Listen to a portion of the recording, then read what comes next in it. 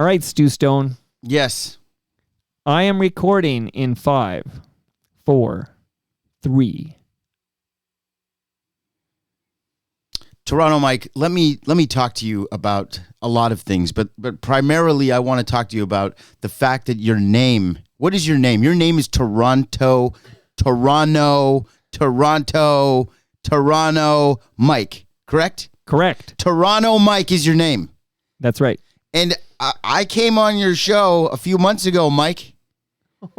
You're doing this now. Well, I just want to let people know what they're in for right now, because this is called Stu Stone, Hall of Famer Stu Stone, coming back on the Toronto Mike Show with receipts. I was here a few months ago, Mike. Yep. Toronto Mike. Correct. And we were talking about a baseball team called the Toronto Blue Jays, also known as the Toronto Blue Jays. I'm only pronouncing the T because there's people listening outside of the city, when I come on the show, Right, because you're international. Exactly. The audience expands where people still pronounce that second T. We were talking about Toronto Blue Jays baseball, were we not, Mike? We were talking about Blue Jays, absolutely. And you were saying you're out and you don't believe and you're not in and it's all BS and wait until this and they've done not that and it's not going to be this. And you had a real sour Skittles type of face when it came to talking about the Toronto Blue Jays, correct? Yeah, to be discussed, you're right. When it came to talking about believing and jumping aboard something special that I said was happening, Mike. Right, you did say so. You did not wish to jump, correct? You did not wish to jump. You were stubborn. You were, too cool for school, so to speak. I took the regular season off. You just basically... You did more than that, Mike. You broke a lot of hearts. And the only thing more disappointing than the Blue Jays not finishing the job this year was you. And you were more just as disappointing as that. And I cannot wait to lay into you today on this very special edition of the Toronto Mike Show. What up, Mike? Woo! Coming in hot. Love it. Love the passion. I'm in Toronto where you wanna get the city love. I'm from Toronto where you wanna get the city love. I'm in Toronto like we wanna get the city love. My city love me back for my city love. Welcome to episode 1808 of Toronto Mic'd, proudly brought to you by retrofestive.ca, Canada's pop culture and Christmas store. Great Lakes Brewery. Order online for free local home delivery in the GTA. Palma Pasta. Enjoy the taste of fresh, homemade Italian pasta and entrees from Palma Pasta in Mississauga and Oakville. Blue Sky Agency. Ask Doug Mills about how Silent delivers the space to focus, collaborate, and recharge. Nick Iones. He's the host of Building Toronto Skyline and Building Success, 2 podcasts you ought to listen to. Kindling. Go to shopkindling.ca for free 1-hour cannabis delivery. Recyclemyelectronics.ca. Committing to our planet's future means properly recycling our electronics of the past. And Ridley Funeral Home. Pillars of the community since 1921. Today, returning to Toronto Mic'd, it's the remarkable Stu Stone. Yay. Remarkable. Hey, wait a minute. Using my own words against me. I see what you did there right off the bat. Fair enough. Speaking of bats.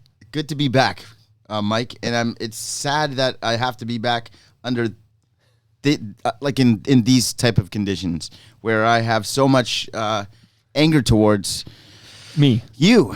But it's not necessarily anger. When I would cause trouble as a youngster, Mike, and I'm sure you've gone through this as well, it's not so much when your mom is angry with you. It's more that she is disappointed with you. I'm going to give you I'm not angry with you. I'm disappointed with you, Mike. And I was disappointed with you back when we last spoke during my last visit. I think I laid it in to you pretty thick then, if I'm not mistaken. Right. Using some not so nice words. And I threw them at you like darts at a dartboard. And, I couldn't get you to change your ways. I couldn't get you to change your thinking. And it's not just you. You know, I want to call out a couple other folks too. You know, you got your Mike Wilners out there who I've heard on this show. You got your Scotty Max who have been on this show. Other people who have doubted, who have questioned, who have, tried to discredit what was happening.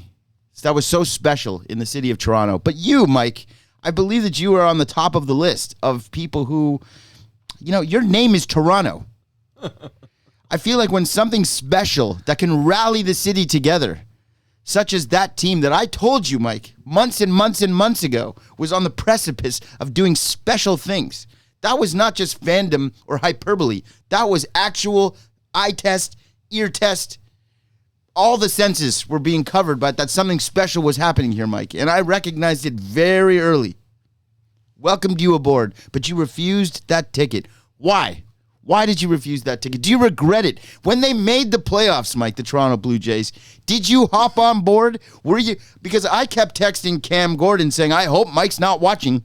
He better not be cheering right now. So were you? Did you eventually inevitably hop on board? 100%. Oh, yeah. You did? Oh, I was there for every playoff game. You were there? Not there. I was there in front spirits. of my Sportsnet broadcast. I was there watching with my children and my wife. I was watching every minute of Blue Jays playoff action. So you were encapsulated by it, correct? 100%. Okay, so when the Blue Jays faced the New York Yankees and they beat the New York Yankees, how did you feel? Elated. You felt elated. Did you feel like, oh my God, this is different? This is remarkable. I am thoroughly entertained by this ball team. And, because we went into this thing like, oh, they've never won a playoff game and Vladdy doesn't show up and all that kind of stuff. Was that out the window at the New York Yankees series? It was clear this team had captured lightning in a bottle. This was a very special team. Again, these are things that I actually said to you. I even used lightning in a bottle when I mentioned that to you, right? But you weren't interested in that bottle. You were more interested in Great Lakes Brewery tall cans than you were in that Blue Jays bottle, correct? That is correct. At that time, I was not interested in that particular bottle. Then the Blue Jays faced the Seattle Mariners. That's a rematch of PTSD. Right. Right? That was, and we're going to break this down a little bit harder, right? We're going to go into this. But I just want to know, when George Springer hit that home run to take the lead in Game 7, were you cheering, Mike? Were you happy? Were you elated? It's possible. I collapsed to the ground in pure joy and maybe even shed a tear or two. Really? I was all in on the 2025 playoff Toronto Blue Jays. Then they get to the World Series, Mike. Yep. Game 1 of the World Series. What a game that was, correct?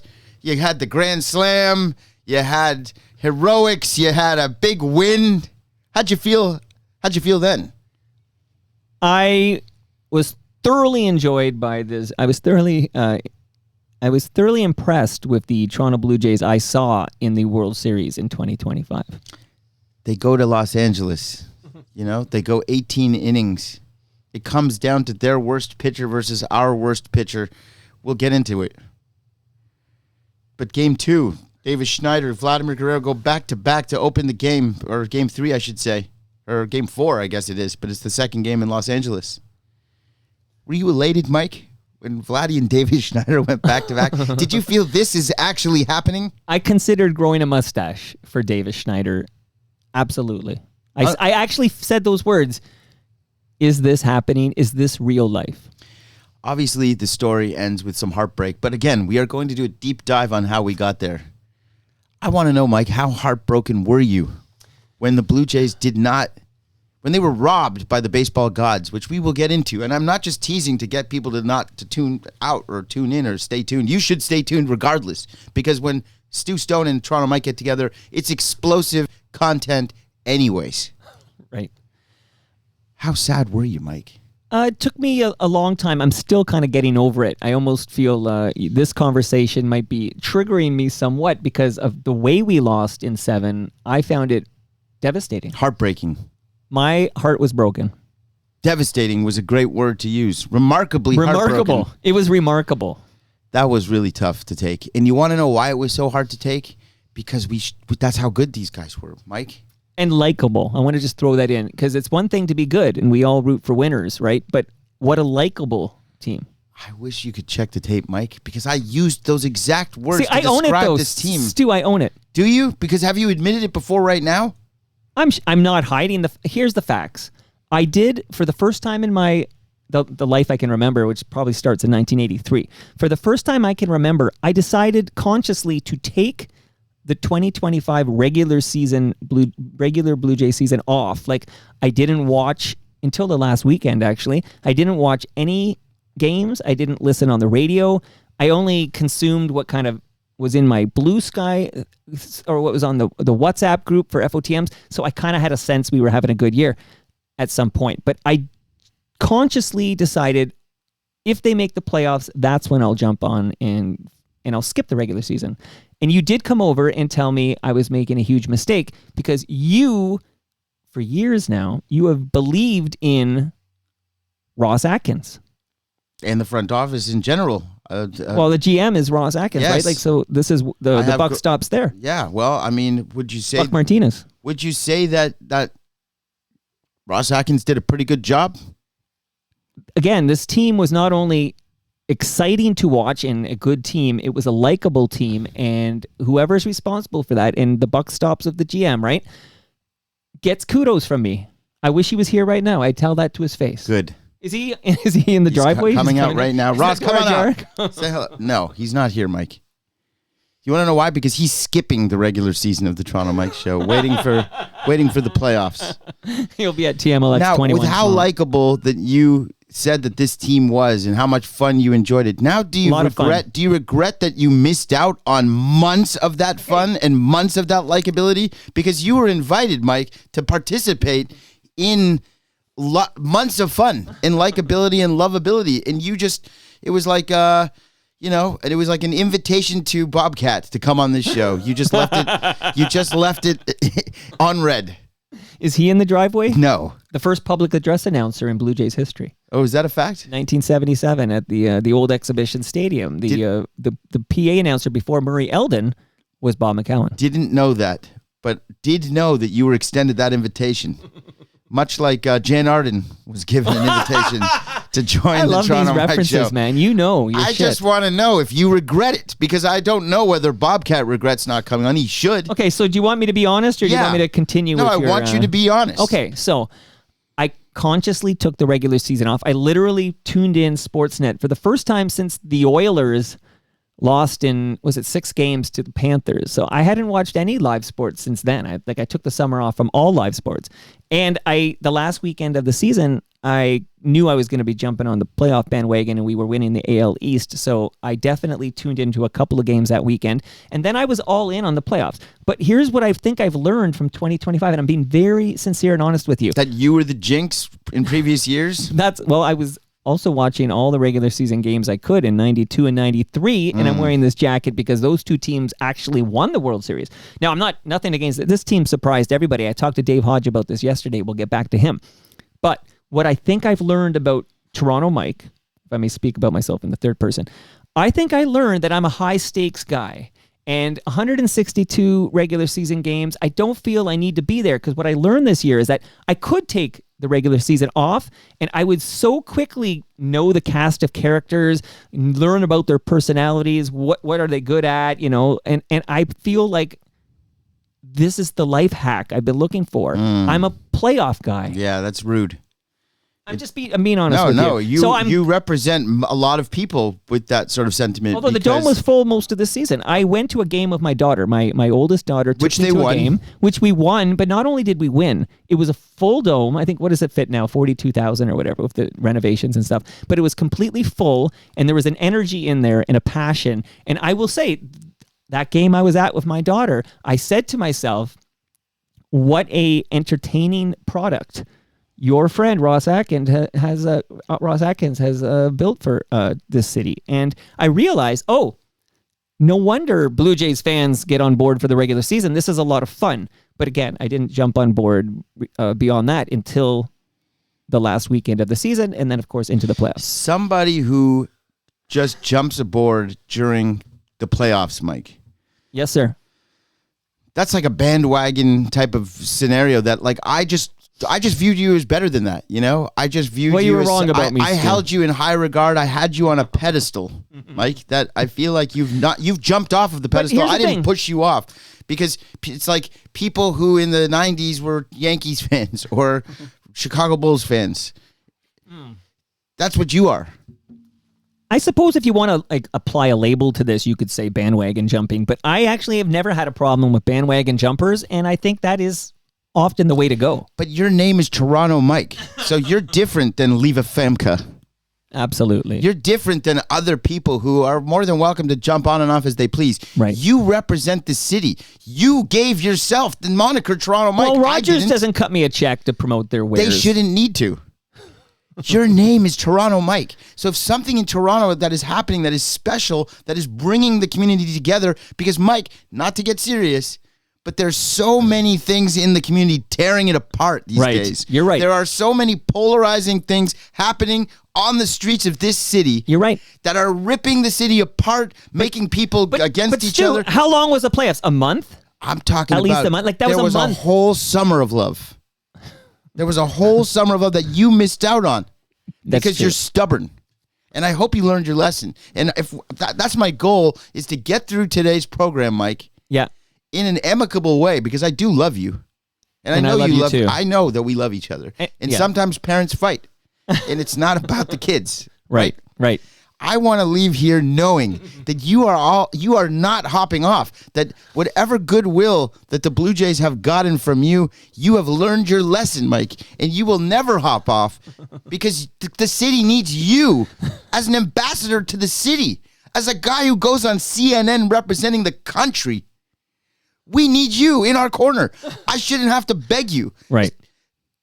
So that's what I'm hoping Okay. for. And by the end, I'm going to ask you at the end of this broadcast if you're on Okay. board for 2026. Like, I deserve these lumps I'm taking right now, and I don't even wore think this- they're lumps. I think this is accurate statements. See, I'd rather you were mad at me than disappointed in me. Like, this is how you get me. And I just want the listenership to know, if they don't look at our photo by Toronto Tree, I'm a little toasty down here. Shout out to Rob Bruce and Bob Willett. I'm a little toasty in this Blue Jays World Series jacket I'm wearing, and I'm wearing this for you because I will tell you, I was wrong about the 2025 Blue Jays. I was wrong. Words the remarkable one is incapable of saying. I say it to you now, Stu Stone. I was wrong. Clip that. Because that is historic. I've been wrong before, and I've Not admitted this it. wrong. I was very wrong about the 2025. I had this chat with Dave Hodge yesterday in April when I decided to opt out. I didn't think this team would make the playoffs. Yeah, I did. Yeah, you did, but you also were bullish on this team for all of the past decade. No, but And like specifically this we won year. our first playoff No, game in because when I went on 2025. Wilner's podcast this last winter, Yeah. that's when I really was like, Okay. I see So what something. was different? Here's my question for you, because you were a believer, and I need to disclose you do have a good It's personal relationship it's with the irrelevant. GM. I think that's You irrelevant. have to disclose that. I'm a journalist. Sure, but it's irrelevant Okay, to I'm my just opinion. disclosing that, okay? Because I Okay. did see him at your wonderful movie Fair premiere. enough. And he does a great job, but it's Okay. me But liking let me Ross ask has you, nothing to do with so that. what was different about the 2025 Okay. team versus the 2024 team that had you believing this team could win a World Series? Well, I'll tell you what. He's rolling up his sleeves. I'm rolling up everybody. the sleeves because we're going to get into it now. Okay? Okay, we'll start now. So if you're Should I not record if this? you're not into deep dives on the 2025 Toronto Blue Jays World Series run, this is not an episode for you. right, Okay? right. This is for those of us who did fall in love with this team early. Right. Even for some of the bandwagoners out there who I have love for that are listening right now. That's Leve Fumka. She's actually Sure. on the live stream admitting and I am a bandwagoner. and I love her. And I love being in the same camp as her. Well, I don't think that you deserve to be in the same camp as her I'll because see her her tomorrow. name is not Toronto Leva Femke. That's you. North York Leve. Yes. I would like to say that we're going to heal together. Okay? I too have PTSD. I am triggered just thinking about the brutal way in which we were rug pulled. but it wouldn't hurt that much if we didn't love it so much. You know what I mean? If I wasn't so in love with what and so invested in it and had so much passion for it, it wouldn't hurt at all. So the fact that it hurts just exemplifies that we bleed Blue Jays blue, and the people who are hurt and have the PTSD, they can relate. So I'm hoping, Mike, although we've gotten off on the wrong foot here, and I've been, quite aggressive with you. Yes. My plan is to leave here and be more passively aggressive with you and to be more on the same level of, we're going to leave here with some kumbaya, with some love, and with some understanding that we all went through this together, even you, Mike. I was on board for the entire playoff run. I understand they say rip the Band-Aid off, but we're not going to do that, Mike, because the Band-Aid's still on. We're going to peel it off slowly. It's going to hurt. But by the time this episode is over, hopefully the Band-Aid is off and we're ready to move forward into the future with new starting pitcher that they just signed. Yeah, huge. With a big exciting news that came first. This is a different thing now than it was at the beginning of last year. Now, the first inkling that I really, truly believed in this team, okay? The first inkling, it goes beyond the hyperbole when I'm in the winter with Wilner. And I'm saying the Jays are great and, right. Blah, blah, blah. That's fantastic. Because 2024 season, let's remind the listenership, They were in last place. was disappointing. Correct. Didn't make the playoffs. No. But that happens. What was different in the 2025 squad? Because many of us, and maybe you were different, many of us thought George Springer had aged out of excellence and was basically done. There were a couple of factors that were different going into this season. One of the main factors, they got a new hitting coach. They brought in a new hitting coach, which maybe they should have done sooner, Mike. Mm-hmm. But there's a loyalty that the front office has to folks, and God bless them for that. God bless them. I wish you were as loyal to the Blue Jays as the Blue Jays were as loyal to some of their coaches. Well, they're compensated better, but keep going. Fair enough. They brought in a new hitting coach, so that was an interesting thing. Bo Bichette was healthy. Mm-hmm. He wasn't last year, or 2024, I should say. Right. The real thing that really made me feel like there's like some 2015 energy here was when Yankees pitcher Garrett Cole was injured for the season. That happened in the spring. When Garrett Cole was injured and the Yankees lost their ace, that's like a 5-game swing. That's like he would have won them at least 5 games, if not more. Right. There's your shot right there. I knew that the Red Sox, they just brought in Bregman. But you still have to execute, hold right? On. They didn't improve. I should get out of the way. Tampa didn't really do anything to improve. The Orioles got worse.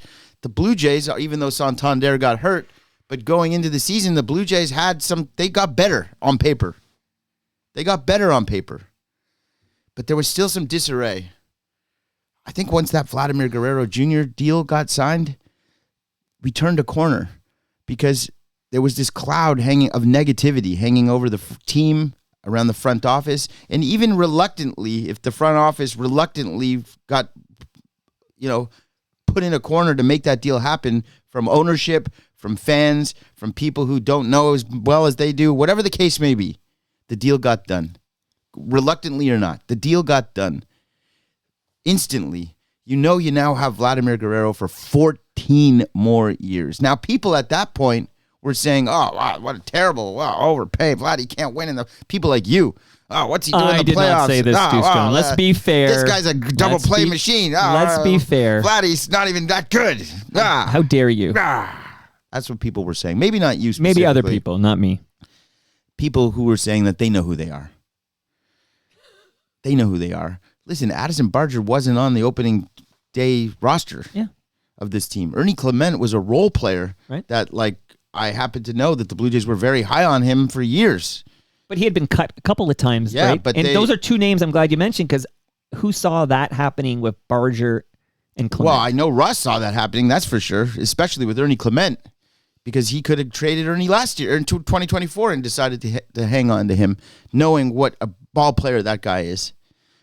You had a real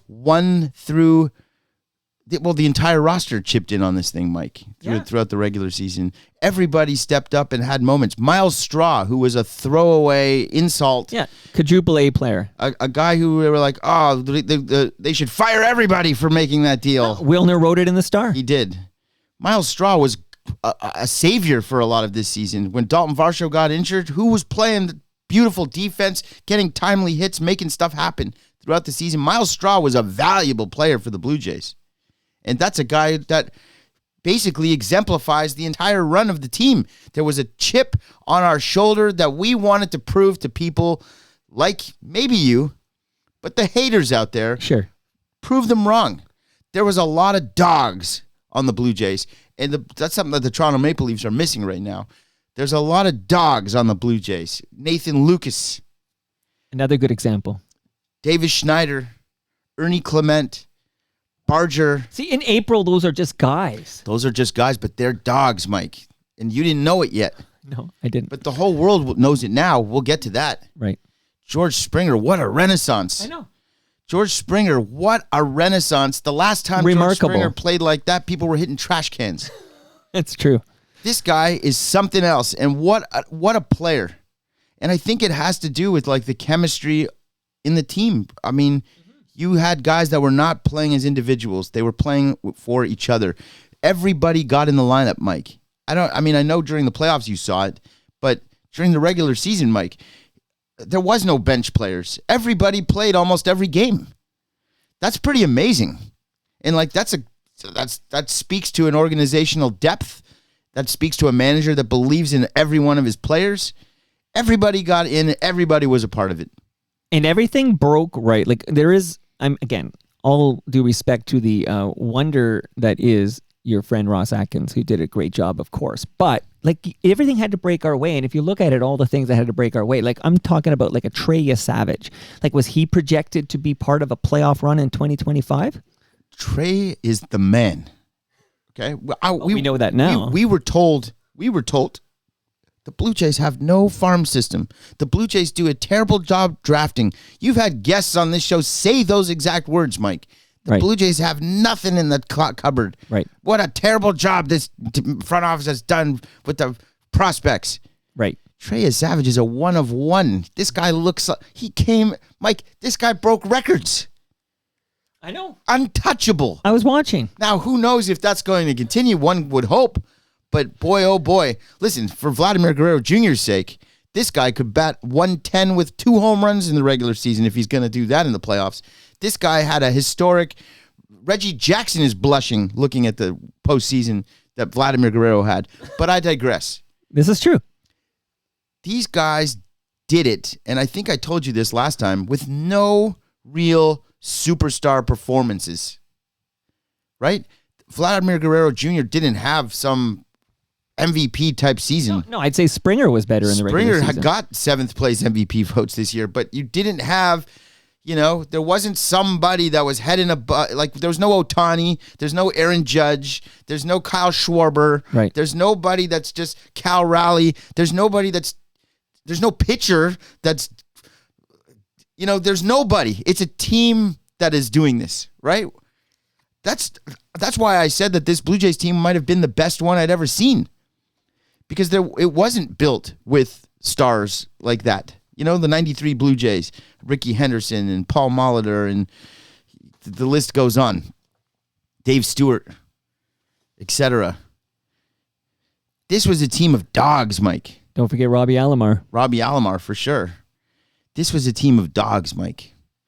And the Yankees hung around all the way till that last weekend. But when it came down to it, the Blue Jays got it done. They got that home field advantage. Now, let's get into the playoffs here real quick because we don't want to stay here all day. But I believe, Mike, that the playoff, or the baseball gods as they were. Do you believe in God, Mike? Of course not. But you do believe in the baseball gods. No, but I do believe we were awfully unlucky. Otherwise, we'd be talking about the 2025 World Series champion, Toronto Blue Jays. I believe if we were supposed to win the World Series this year, there was 5 or 6 times that it would have and should have happened, and it just wasn't supposed to be us for whatever reason that is, because so many things, especially in Game 6 and 7, happened that have less than a 1% chance of happening, Mike. I play in this so-called nerd league that Wilner calls it, which is we play this really intense analytical baseball league that I'm in with Wilner and Scotty Mack and some other. Yeah, and Scotty Mack went into some detail about this league. And I love those guys, by the way. I know that. Well, he's listening right now. Hello to Scotty Mack, a beloved FOTM. And a beloved friend of mine. I will say that. I know. I'm reading a comment that came in. But go on. The chances of a lot of these things happening, Mike, in that nerd baseball game, you would have like a 1% chance of rolling the dice to get these types of outcomes. A bizarre roll, we would call it. Right. It's almost like it can't happen. That happened to the Blue Jays over and over and over again. Let's go back to it, just in general. I know that everybody knows this because they watch the game, but in case they're casuals and they just want to like relive this together so that we can get over this together, that's the goal, to get over this pain together and move forward together, Mike. All the games that the Blue Jays won against the Dodgers in the World Series, they handily won those games.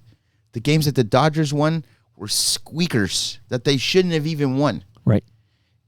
If we look at that 18-inning game, Mike, which I brought up earlier, where it came down to Toronto's arguably worst pitcher against their worst pitcher, and their worst pitcher decided to be Sandy Koufax that night, we could have won that game. Absolutely.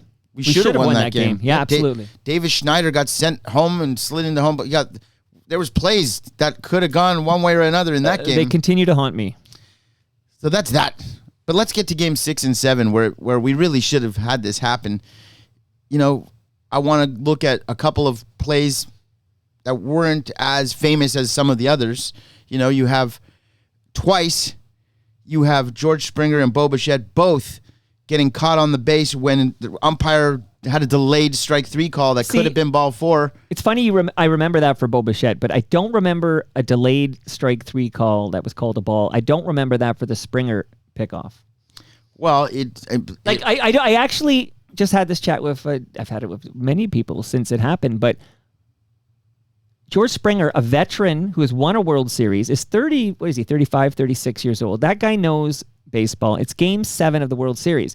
It's bizarre to me that he got caught making a mental mistake like that. Well, I think he read what the batter was doing, which was that it was ball 4, and the batter was heading to first base. But you will admit that is that's a mental error, sure, but it's still something that doesn't happen. You're right. George Springer having that brain fart, that's a 1% chance of him having that brain fart. You're right. You know, not to mention other sort of key scoring opportunities where balls were lined directly into gloves of players, where Bo Bichette could have scored had he not had an injured knee from when he was running in the game, and that all comes down to he was slower than Kirk in that series. That all comes down to a send in New York where he was sent to try to score a run against the Yankees a month earlier. We're going to ignore all of that stuff and get into the real nitty-gritty of, first of all, how Game 6 ended. Well, are you going to talk about the wedge? Well, first of all, that wedge. What are the chances of that happening? Have you ever seen it before? I have not seen it like that happen before. I had Dave Perkins. Oh, no, this hadn't happened. Yeah, so that was Game 6 of wedge, right? Yes. Okay, so I think it was the eve of Game 6 I had, so never mind this. Except I have talked to many people who have seen many a game at the Dome, and nobody can remember seeing a wedge like that. I mean, we have seen, there's highlights that have surfaced online since that happened of it happening against the Blue Jays, where the Blue Jays, it got wedged in the wall against the Blue Jays. At the Dome? Not at the Dome. See, on the that's road. The difference. Yeah, I hear you, but I'm just saying, right. The ball was wedged, and the Blue Jays outfielder sort of put his hands up, and the umpire came and was like, play the ball. That didn't happen here. Right. The chances of that ball hitting that spot, come on, Mike. No, I know. That's unbelievable. The chances of a game ending on that double play. Right. That has not happened since 1962, I think they said. That double play has ended a game in a World Series game like that. That just does not happen. That their outfielder, Kike Hernandez, ignored his coach's instructions and played shallow there, despite them telling him not to do that. And somehow we get a bad read on that. It sounded like the ball got barreled, but Barger got a bad read and it got thrown on a double play to end that game. That was, first of all, both games ending on a double play. And that's never happened, I don't think. Both 6 and 7 ended Dave on Hodge double plays. That, yeah. Unbelievable. Game 7, I mean, listen. If IKF is an inch taller. I know. If IKF is an inch. Yeah. You're talking about an inch. I say centimeters, but yeah. Remarkable. That's unbelievable. That's unbelievable. Let's talk about the ninth when Vladimir Guerrero Jr. comes up in the bottom of the ninth with the game tied and he unloads on a baseball and sends it to center field. Mike, there were 6 hits in 2025 with that speed off the bat and that launch angle off the bat, okay? 4 of them were home runs. 1 of them was Vladdy's pop-out. So that means only 1 other time was a ball hit like that where it was not a home run in the entire season.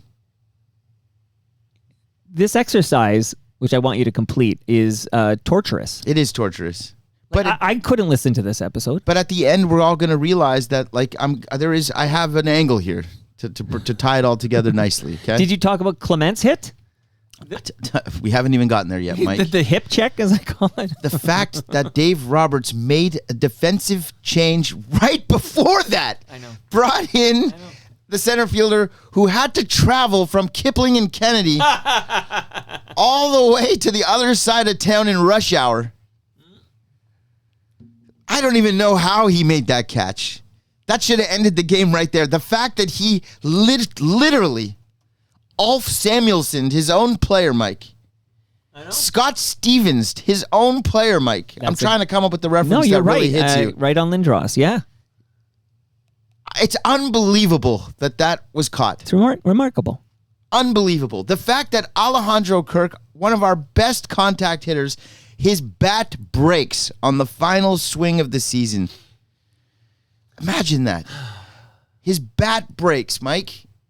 A broken bat grounder that Dan Schulman telegraphed on the broadcast, which I wish he hadn't, but that's sometimes how it goes. These are all things that just don't happen, man.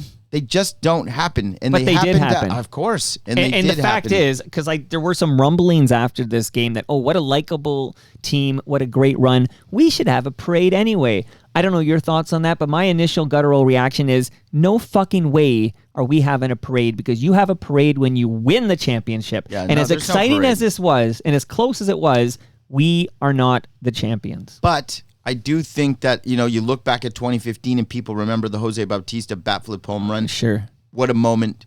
Toronto was back in the saddle. Right. Blue Jays didn't make it to the World Series that year, and you Nope. think about that team with such high regard. This is a team that should have won the World Series. I mean, this is like 1985 Jays against Royals.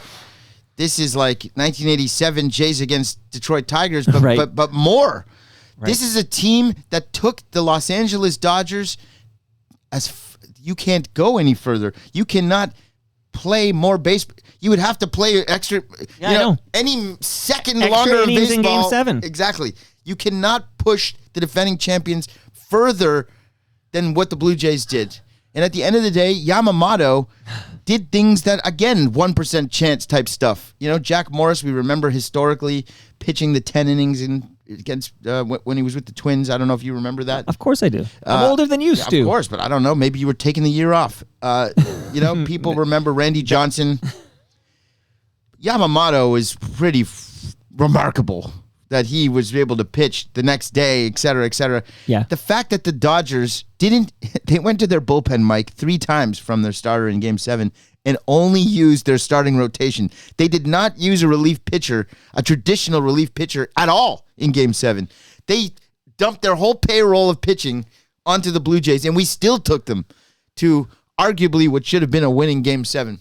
Not arguably, they should have won. Do you think Dave Roberts outmanaged John Schneider? I think that he got it's like that baseball god's luck, because Yeah, but you do know there are no baseball gods. Well, there are, Mike. See, that's the problem. Eventually, you're going to have We have to a believe disconnect. that. There's Our hockey premises are gods. faulty. There's hockey gods. There's baseball gods. But what do they do? They watch and then they say, "Let me fuck with Stu Stone." Not Stu Stone specifically, but they know that we're all watching and we're all invested, and it's just more fun to label that. I think it's more of a term Sure. than it is an actual This is what thing. we like about live sport. This is what we like about sports in general. Is that things will happen that you didn't see coming. Dave Roberts has had plenty of games where he makes those same decisions and loses 8 out of the 10 times that those happen, okay? Every team has the same issues. And I think I said this to you again. Like, I'm not trying to sound like repeat because I was on this show before. I'm a Hall of Famer, Mike. I've been Yes, on you the are. show many you know times. you are. You're an FOTM Hall of Famer. But I will say that if when I was in Los Angeles or I was traveling, which I'm still leaving again to go travel, and I'm watching local sports coverage of the local baseball teams throughout the year. Sure. Every team has their closer blow games. Every team has the manager make a wrong pitching change or calling for a bunt or making a wrong call. Every team goes through this. It's like, how do you come back from it? The Blue Jays were able to bounce back from adversity over and over and over and over again, especially on that playoff run, that even when Jeff Hoffman throws not his best pitch against their number 9 hitter, Rojas, who has a 125 career average against that pitch with 0 home runs. What are the chances of that guy hitting a home run there? Lest we forget, because you're doing what I'm doing. And I have my kids. I had my 9-year-old and my 11-year-old fully invested, and we're watching. And I'm like, you guys are going to witness something I got to enjoy as a teenager. You're going to watch the Blue Jays win a World Series. And I will say we're counting down the outs. And just yesterday, they both told me, or maybe it was 2 days ago, they both told me that apparently when we entered the 9th, we got the first out. So there's 2 outs to go, and we're World Series champions. Right. But at that moment, and then back to you, that moment, apparently I start running around the house with my hands in my air like this, going, this is happening. This is happening. They both were very excited to remind me. I had no memory of this, but apparently this is happening. And then Rojas goes deep, and then the rest is history. Back to you, Stu. So it is your fault. Yeah. I'll take the hit on that one. Sure. My point is, Very even powerful. after Hoffman gave that up, we didn't lose hope. The bottom of the ninth, the Jays came up. They loaded the bases, Mike. Right. They could have, it's just like. Anyway, I'm gonna use a wrestling analogy because that's what I do. Right. That's how I explain life's complicated intricacies to you, Mike. I use wrestling. Right. And I've been talking to friends leading up to this appearance, saying and testing this out and saying, like, I'm going to go on, I can't wait to go on Toronto Mike and use this on Toronto Mike. I also have some Oasis stuff I want to say later, too, because I went to that concert. Yeah, I want to hear about it. But that was already a long time ago. But And that! Yeah. But real quick, let's use this wrestling analogy. You have a mid-card act. Someone who's like not Special Delivery Jones. No, that's an enhancement talent. Yeah, middle of the card sort of act, like someone like a Chris Jericho or Mick Foley, Mankind. You've heard of these guys? Yes, I've heard of both those guys. Yes. Okay. Jeff Hardy. You've heard of the Hardys? No, I don't actually know the Hardys. But you know Mick Foley. Yeah. Mankind. So let's use him as an example. Mick Foley, a great act, beloved wrestling figure, but somebody who was not in the main event of any company's plans. Just a guy that would do exciting things, daredevil, give the fans their money's worth, not a guy that's closing out the card. Right. Even his infamous Hell in a Cell match, Mike, that we did a Dark Side of the Ring episode on last season, which I encourage everybody to watch on Crave. Absolutely. We did a full documentary on this match I'm talking about, Hell in a Cell, where he faces The Undertaker and gets thrown off the cage. You might know this. Do you remember this? Do you have any recollection of what I'm talking about? Remember, I tap out in 88 Fair enough, or something. but there's this just monumental match that Mick Foley has against The Undertaker. Okay. It's a Hell in a Cell match where Foley gets thrown off the top of the cage, thrown through the cage, slammed onto thumbtacks. Just crazy stuff happens in this match. Mike, that was not even the main event of that show. But do you know what happened after that? Even in losing that match to The Undertaker, Mankind, Mick Foley, became a main eventer. He was elevated even in a loss, Mike. He was elevated to become a mainstay. 6 months later, he was the WWF champion. Now he's a Hall of Famer. He has gone on to become one of the most infamous professional wrestlers in the history of the business, Mike. All because of when he had a chance to shine and face main event competition, he lived up to the moment. And not only did he lose that match, but he actually won. Sometimes when you lose, you really win, Mike. And I'm going to tell you, in baseball, especially in Toronto, when we are the forgotten stepchild of the big bad baseball world, we are sort of like laughed upon. We are, the only team that's not based in the United States of America. Correct. And so Americans have a fun time with that and convincing players to even go to a different country. But we do have the 5th highest payroll. Sure, but we still, that doesn't, the Raptors, other than the Toronto Maple Leafs, which even they have trouble nowadays, free agents don't typically come to Canada. That's correct. When the Raptors won the championship, Mike, they didn't sign Kawhi Leonard. They forced him to come here. You're right. And when they tried to get him to stay, that didn't happen. Right. You know, Brandon Ingram, the Raptors are a wagon, by the way. You should jump on now. So Brandon Ingram is a guy that wants to be here. Vladimir Guerrero is a guy that wants to. Anyway, there are people like that exist. Right. But the Blue Jays, even in losing to the Dodgers, have won in many other ways. They have earned the respect of the baseball world.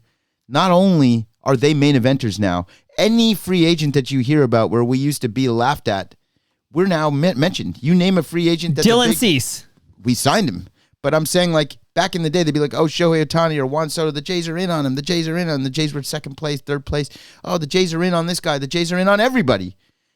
But now the Jays are really in, and players will actually want to come here because they just saw the fight that this team just put up, the fan base that was so electric, Mike. That was so a building that it was shaking. Yep. Shaking, Mike.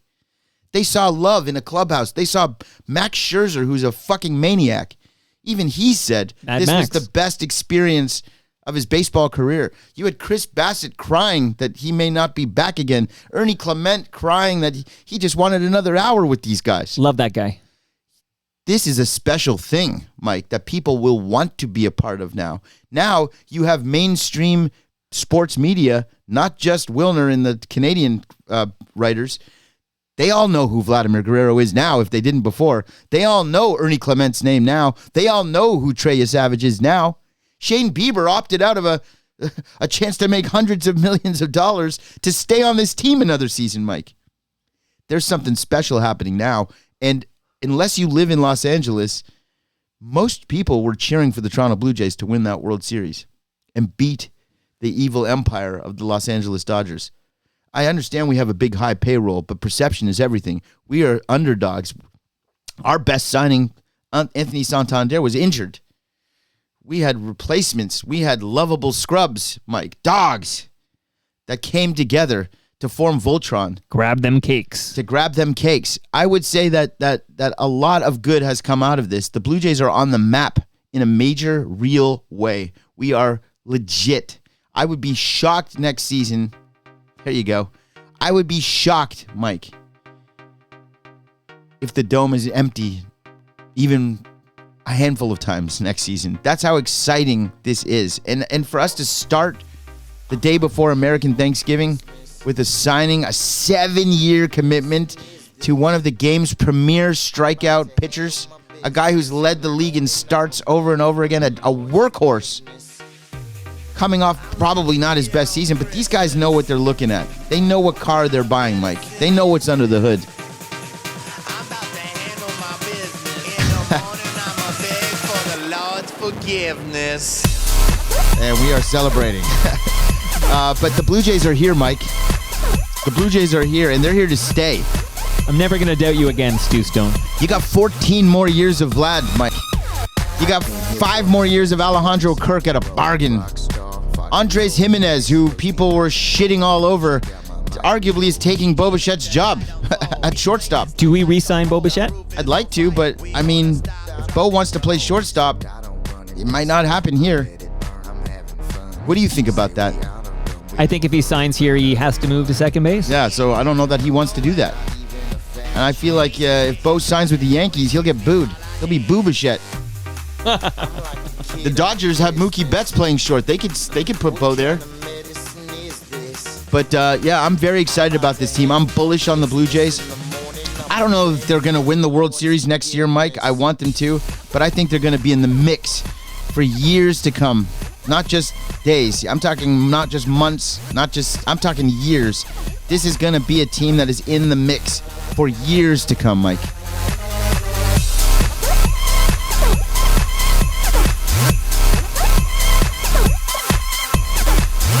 Of course, you're listening to Kid on Christmas. Give me another round. And there you go. I said we gon' pound. Anyway, Listen to that flow. Move over, Bo Bichette. There's a new flow in town. you know, you look at other sports too, like, you know, people get to the championship, they lose, they come back stronger, and they win. You know, like, it's all about how you get up off the mat. And the Jays have proved that they could get up off the mat over and over again. Why should this be any different? I'm disappointed in the Jays not winning the World Series. I'm equally as disappointed in you for not believing that they could do it. So I hear. But I will say, Mike, that I do feel I've gotten a little bit of a weight off of my shoulders here already. Just in coming and confronting you in person has been healthy for me and my mental health towards this team. And just pointing out the fact that there are positives. It's not silver lining here. This is platinum lining. That the Blue Jays have so much goodwill right now, not only with the city of Toronto and the country of Canada, but in the world of baseball. People don't want to see the Yankees and the Dodgers. They want to see the Blue Jays. Do you agree with that? I think if you're outside of New York and outside of LA, I think it's easy to hate those two big spending. But do you think that there's a lot of goodwill now? Yeah, I think a lot of America was rooting for the Blue Jays because they're a likable team. They're not the Dodgers, and they're fun to watch. Let's talk about what a prick Rance Mulliniks is. Excellent, because Rance was a great guest. And he was on the show just last week. He's not a prick, but I did listen to Rance, and I did listen to Hebsy, and I've listened. I'm on the road, and I'm exercising. I know, that means a lot to me, because I don't know if Stu Stone is tuning in. I tune in when there's an appetite and somebody's on there that I'm like, oh, I can't wait to hear this. Did you hear the Dave Perkins, Bob Elliott primer? It was it was Halloween, so I thought we were going to win the series in 6. I really believed in this team finishing it in Game 6, and I had Dave Perkins and Bob Elliott in the basement just prior to that. I thought that was appropriate because they were beside each other in the press box the last time the Jays won the World Series. Wow. So this is, again, it's your fault. You like really I'll take the hit. Hopped on the bandwagon late and just infused all this stuff. Everyone listening, Stu, has the same question for you. I waited 51 minutes before asking you this big question, but I want to credit Hey-Ref on the live stream for being the first to ask it. But everyone is thinking this.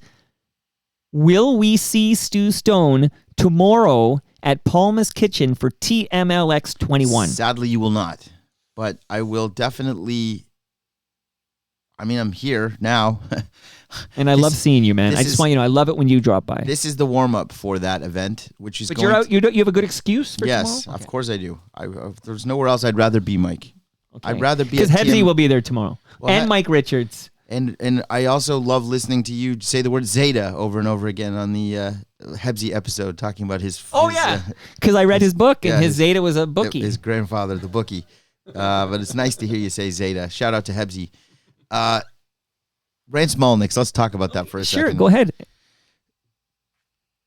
You know, can you imagine if you were to ask me if, like, Bob Willett should be in the Toronto Mike Hall of Fame? Right, which I was going to ask you. And I would so bluntly just say no. I know. That was the moment. I'm like, whoa. What are you kidding me?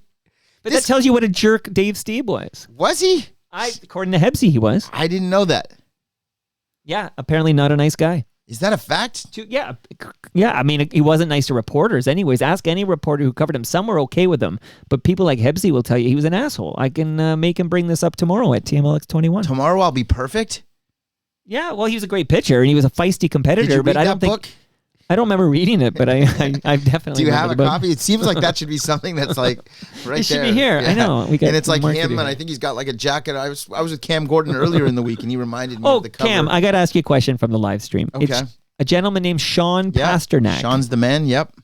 Does Stu still have quote unquote heat with Cam Gordon over the Overtime Sports Talk brouhaha of 1993? Yeah. I've gotten over that heat. Can you tell us what we're talking about? Because Live Fumka wants to know. What are we talking about? Yeah, because Cam Gordon, myself, and Ryan Pasternak, and Sean, who's he's a Overtime Sports Talk. Any relation to Courtney Pasternak, who is married now to Ralph Benmergui? I wish, but I don't think so. I think. Okay, Sean I gotta ask these tough questions. Sean, let us know if you're related to Courtney Pasternak. But Sean, a great guy, also talented writer, reporter, musician in his own right. But he is referring to an incident where there was a heated argument on the air between myself, Cam, and Ryan that led to almost some wrestling type antics that got a little. But was it a work or a shoot? It was like a work shoot. where I've had a few of those. where Steve Kersner, who you've had on the show this year as well, Had the sock. it was too much for him, and he put us on suspension That's wild. because we got a little bit too chaotic there. This is that Newton cable? This is at Newton Cable with the brouhaha. Legendary. Got a little too crazy. I believe there may have been someone hit with a chair. Some wrestling type of performative Wow, work don't there. piss off Cam. He looks like, because he seems so calm, right? I feel like if you just push him over the line, that guy's going to snap. So yeah, Rance Molyneux doesn't think that. Well, listen, Dave Steeb's personality shouldn't have anything to do with whether he's in the but Hall we of live in Fame the or real not. I agree with you, but that's like that scene in Philadelphia where he goes, "We don't see sexual preference in this courtroom," and then he goes, "Unfortunately, we don't live in this courtroom." Right? Like the fact is, people hold grudges, and I don't like that prick, and then that's what they think Yeah, about. but when he they vote. didn't. He when you asked him that, he didn't say, "Well, he was a prick." No, he of course said, not. And Rance Molyneux, by the way, Yeah. the type of guy that pronounces his H's in words that start with W. Like he's like what, Like Hank Hill. what, will, when, why, what. Like he's one of those Yeah. type guys, which I totally respect. Yeah. He's just like a guy that I'd love to like play chess in the park with type of Right. demeanor. Right. But Rance, he didn't say he's a jerk. He said that the numbers don't support it. No, not enough wins. Yeah, that's crazy. You would think that somebody that's like, an Well, that's why alumni. I did push back a bit. I'm like, well, the modern thinking is we overrated. Yeah, I saw wins. you did. You Yeah. pushed back, but he wasn't buying what you were selling. I No, was a he little. wasn't. It was a little shocking to hear. It was a little shocking to hear Rance say that. I got to be honest, a little off-putting. That was the moment. By the way, Sean Pasternak has chimed in to say, no relation to Courtney, although we were randomly in the same class at Thornlea Secondary School. What were the odds? I had a nice dinner with Courtney Pasternak and Ralph Benmergui. Better chance of a ball getting wedged than Sean and Courtney being in a class together. Hey, and Hey Ref wants to know, where was the Newton broadcast studio? It was in like the Bathurst Manor kind of area, where like Finch and Bathurst sort of Okay. area, if I recall. Because we had our own cable 10 here I was on the other side of the Humber when I was growing up, like Jane and Dundas area, and they had a location on Scarlet Road, like where Dundas and Scarlet Road meet. There was a cable 10. Well, before we had the Overtime Sports Talk show, I was about to sneeze. Gesundheit in advance. Thank you. Cam and myself and Ryan, we went to the Fan 590 to try to pitch a radio show, like for kids, by kids kind To of vibe. Nelson Millman? I don't remember who it was that we pitched to, but we went into the studio. We recorded like a little like teaser. Wow. I know Cam did it again without me in the future. But Who replaced you? he didn't so much as replace me. He just like did it with someone else. Because like Overtime Sports Talk had already happened. Probably at that Pagan point. or Dobigan or something. Right. And we made the mistake. I think we would have booked the show right then and there, but we made the mistake as young, teens would of running our mouths in a way that was not great. Like there was a guy named Jim Hunt. You remember Jim Hunt? Shaky Hunt. Often Well, co-host of Primetime Sports. Yeah, so we with were Bob very McCown. critical of Shaky Hunt as youngsters. There you go. Thought that he had lost, it had passed him by. Yeah. And I think that they thought we were arrogant for saying that. So maybe that's why we didn't get that job. But we ended up going to Kersner over at Newton Cable with our idea. We had the sponsorship from some of the local baseball card shops, including my dad at the time. And Sluggers. and we went into the studio, and Kersner gave us a shot, and we lasted. We were on there for a while. I would dare say we were pulling Wilner ratings. Yeah, he had Let's Talk Sports with Aaron. Give me a second here. Aaron Near Wilmington, yes. near By the way, Wilmington. hey, Ref. Yeah, that's for Hey Ref. Aaron Lobel. Does that name mean anything to you? It doesn't sound. Okay, I believe I used to watch on Cable 10 a show called Let's Talk Sports with Mike Wilner and Aaron Lobel. Yeah. This is all, I love this stuff. Okay. So tomorrow at Yeah. TMLX, you're going to have Hebsy versus Perry. Elvis, Lefko you mean? Oh, Lefko, yeah. in a battle of the books. Well, Lefko will probably right. Okay, so it's going to be great because Hebsy's going to be there and he's going to be signing books. But there's a whole. If I told you the people like we're going to have a 1993 Blue Jays World Series champion is going to be there. Say that one more time. A 1993 Blue Jay World Series champion will be at TMLX 21 tomorrow. I won't spoil it, but I know who it is. And you would be correct on that front. And he can't wait. He loves his Palma Pasta. But I mean, the cast of people who say they're going to be there, Pete Fowler, do you know this Wow, name? yeah. I mean, I need him there for security. It's going to be bananas. Elvis is my co-host because this is interesting. I can't get former or present Toast/Pandemic Friday co-host to show up at this thing. I can't get Stu Stone. Well, Sounds like I you're on the understand road. why I can't, but why can't the others? Well, I don't know. Cam Gordon won't be there, but he's in town. I know that. And I know that Bob Willett might have a good excuse in that he might be on the air at Indy 88, which is a damn good excuse. And Rob Bruce is busy on Broadway, which is a good excuse as well. What's he lives doing in on Broadway? Mamma Mia. Holy shit. But he does the music. That's amazing. It is amazing. Yeah, he's Wait, on actual Broadway? the real Broadway. Yeah. So how does he do Toast? Well, his mom, so a key detail here is his mom lives in Burlington. So once a month, he does a road trip from where he lives, I think in Queens or Brooklyn, I don't even know, one of those two, boroughs. He makes the road trip to Burlington to see his mom, and then he comes and does Toast. So once a week, he's in the basement, even though he lives in New York City. Wait, so that's crazy. Yeah. Talk about commitment. Yeah, no, he's, by the way, should he be in the Toronto Mike Hall of Fame? Rob Bruce? Just based on what you just said, yes. You know what?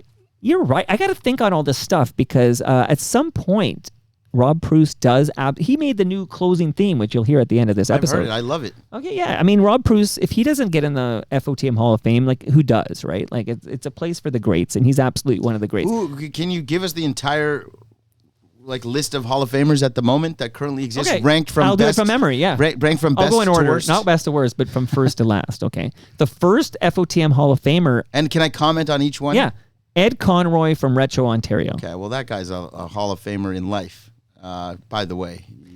Just unbelievable. He is remarkable, and he will be on Toronto Mike for a annual Christmas Crackers episode, and I'm here now to tell everybody that Ed Conroy, Retro Ontario, Christmas Crackers will record. In fact, I even know Is he it's bringing volume up? 7. Is he bringing up like? The 22nd of December, he'll be on the Is show. he bringing up? Retro Christmas pop culture moments. See, he will decide the theme, but I really do hope it is that exactly. So, Well, might I suggest he take a look at a film called Saint Nicholas and the Children? Saint Nicholas and the Children. Worth checking out. okay. Second FOTM Hall of Famer was 1236's own Mark Weisblot. Now, Mark Weisblot probably would have Rance Mullenixed me, but I won't do the same to him. He's a big stew head. He should be in the Hall of Fame, definitely. Well, he's in it. Yeah, he's no, in I'm it. saying that's Although he deservedly didn't so. make an appearance. And there's a guy who's an asshole to the press. Yeah. He He's the asked Dave Cumberland Ste- Fred about him. Yeah. He's the Dave Steeb of the Toronto Mike universe, but That's he's a good in. analogy.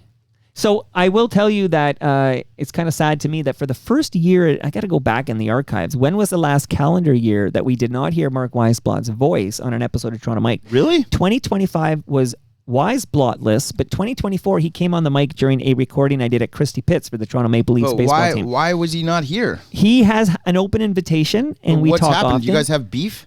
God, no. He's in the FOTM WhatsApp group. I chat with him How the every hell day. can, like a guy like him can't stay away from a microphone? How did you get him to stay away like this? He had a tough exit from the Canadian Jewish News. Oh, really? And I think he's sorry to hear that. Yeah, he needs some time, I think. Fair enough. He needs some time. But in 2026, I'll do everything in my power to get Mark Weisblot back in his Maybe, basement. he was going on the hypothetical walk that he goes on when I invite him to my screenings. Yeah, he does that, right? I think he is on He didn't want to come into the theater to watch the movie, so he came, said hello, then went for a walk. Yet he's a Hall of Famer. That's a good callback. Okay, I'm going to wrap up these Hall of Famers real quick. You and Cam went in together. So Cam Gordon, Stu Stone were next into the FOTM Hall but of we Fame. probably would have been individually recognized irregardless. Oh, yeah, 100%, of course. So you got 100. But Cam definitely deserves it. I wouldn't be here if not for Cam. Then it was, I got a little story about this guy. Maybe I can tell it now. But Peter Gross Yep. went into the FOTM Hall of Fame. Deservedly, there's a guy that shows up. He's here. He's a dog. He's a dog, all right.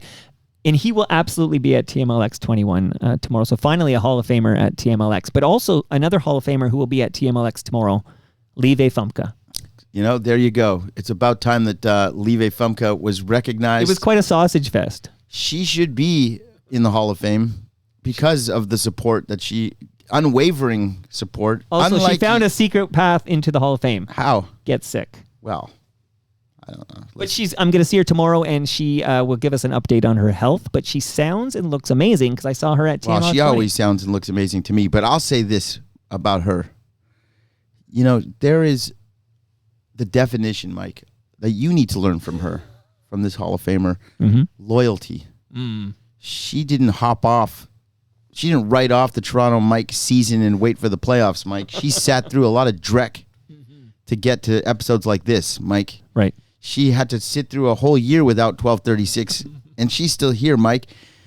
That is something that sports in general, people say, oh, why is sports useful? Well, sports is a waste of time. It's not a waste of time because you learn life lessons. There's teachable things that are impressionable people need that only sports can teach you, and loyalty is one of them, Mike. Well, there's another FOTM Hall of Famer.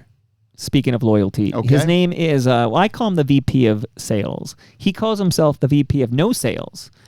He has another name, Tyler Campbell. He's in the FOTM Hall of Fame. And he should be too, despite the fact that early on in his tenure, he didn't even credit my appearances as official appearances. No, you're confusing guys. That's Al Grego. Oh, that's Al Grego? He used to do the best of episodes. Fair. But best I ofs thought have been Tyler replaced by was, FOTM cast. Yeah, that's what I thought. So I'm sorry. Then I mistakenly... Yeah, please. I mistakenly... Your beef is with Al Grego. My beef is with Grego. But, Wait, well, so I want to but just real Tyler quick. should be a Hall of Famer for sure. He's driving me to Palma's Kitchen tomorrow.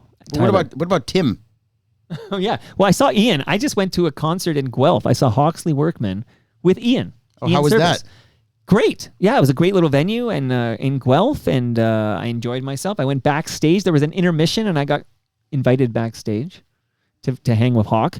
So let me just do this really quickly, and then we'll get to Oasis, and I have a thing about Pearl Jam, and we're going to just wrap up some more things here. But I want to make sure, because this is my last chance to do this, and I kept this off of the Dave Hodge episode, which, by the way, Lieve Famke does listen to every episode, but she did privately tell me yesterday she's not big on the Dave Hodge episodes. Really? Why? I don't know. Maybe tomorrow when she pops on the mic, we'll ask her what her beef is with Dave Hodge, the living legend. But the Hodge 100 dropped yesterday, and I want everybody who hears my voice right now to know, if you listened early enough, there's still time to show up at TMLX 21 at Palma's Kitchen, which is November 29 from noon to 3 p.m. We're talking 2025, everybody, if you're listening in the far-off future. Who knows? But not only does everybody eat for free, thank you, Palma Pasta, but I'm going to bring fresh craft beer from Great Lakes Brewery, and you can drink, if you're over 19, you can drink for free. And last but not least, Retro Festive is going to give everybody, well, the first 75 people. I always joke we won't get 8 people, but the first 75 people will get a gift from Retro Festive. Oh. And Stu, you can save 10% right now at retrofestive.ca with the promo code FOTM. Oh. What am I saving on? You're saving on like pop culture stuff and Christmas stuff. Like, if you want a leg lamp. You know what? This would be really a great time for me to go on that site live, and they would probably appreciate that. You do that. How do I get there? Retrofestive.ca, and then you go there now, and then later you can go to recyclemyelectronics.ca and find out where you drop off your cables and electronics and everything, so it's properly recycled. And then maybe you should subscribe Wow, to... that's a cool site. Yeah, Ty, the Christmas guy, he brought a rifle to the last TMLX at Palma's Kitchen. You know, the BB Yeah, gun I from do. A Christmas Story? I do. How come you didn't get the role of Ralphie? Is that name Ralphie? Do I have the right name? Yeah, Christmas Story. Why didn't you get that role? I think I was too young, Mike, but I ended up becoming the better Ralphie. Right, on Magic School Bus. Yes. No, absolutely. I live in life. And if people are like, who's Stu Stone? Because I didn't even give you a proper intro because you went on a roll. But I want to there's a lot of great Stu Stone episodes in the archives. Maybe find the first one to get the A to Z. But this man, as discussed when Hulk Hogan died, this man played Jake Gyllenhaal's best friend. Or Jake Gyllenhaal. Is that how you say it? Yeah. Okay, I'm more of a Maggie fan myself. But if you go and if you watch Donnie Darko, you've seen Stu Stone. If you've seen the Magic School Bus, you've heard Stu Stone. If you've listened to Toronto Mike. Living legends. So absolutely. So quick wrap up here. You can subscribe to these podcasts. Life's Undertaking, which is Brad Jones from Ridley Funeral Home. We love Hell Ridley of a Funeral pod. Home. Hell of a pod. Heaven of a pod. Heaven of a pod. Right. I absolutely want to shout out Nick Iones and his fine podcasts, which is called Building Toronto Skyline and Building Success. Your friend Keith Stein was a guest on Building Success. Oh, really? Have you heard from Keith lately? No. Okay, no Gene Simmons conversations then? No, but I do like him a lot. And Well, I when have a went- story about his wife, but I'm saving it for tomorrow's event. Fair. His wife and I had something's happening there. I do. And something's happening with Peter Gross. These things are happening. Maybe I'll share the Peter Gross one with you, and then I'll get back to the Okay. Melissa Stein one. But last but not least, I know you enjoy your cannabis. Shout out to Canada Kev, who's on the live stream. He loves his cannabis. Shopkindling.ca if you order your cannabis there. It is delivered to you in under an hour. Holy like you shit. could do that now. Shopkindling.ca. I should have ordered at the beginning of the episode Well, and we got seen an if hour it more to got go. here. We got an hour more to go.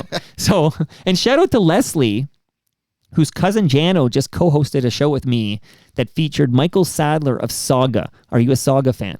I mean, I know Saga, obviously, as a Pandemic Friday guy. Right. Okay, but let me wrap up this loose end here, which is that not only is your cannabis delivered in under an hour, but you can track it and it's discreet. So much love to shopkindling.ca. And last but not least, if you, Stu Stone, are looking for dynamic and creative work environments, the man to chat with is I Doug am. Mills. You are, I know you are. You're a creative and dynamic man. So you would want to talk to Doug at blueskyagency.ca. Wow, Blue Sky, that's the social media platform that Wilner's on. And I'm on it too. Oh, Wilner and I are perfect. like the Twitter refugees that are hanging out there. Hold on.